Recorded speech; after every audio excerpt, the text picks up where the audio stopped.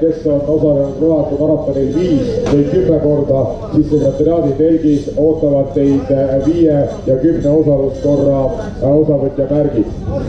Tulge ja nõutage neid võistluste sekretariaadist, samast finišijoone kõrval.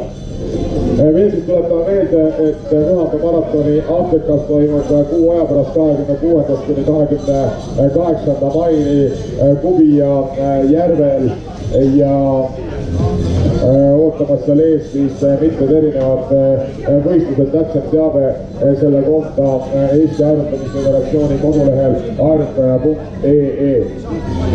Ja Eesti Aerutamisföderatsiooni telgis täna on võimalik teil nõutada ka flaiereid, mille peal on ka Eestimaa siis tänavuse aerutamiskalendri võistluste kuupäevad.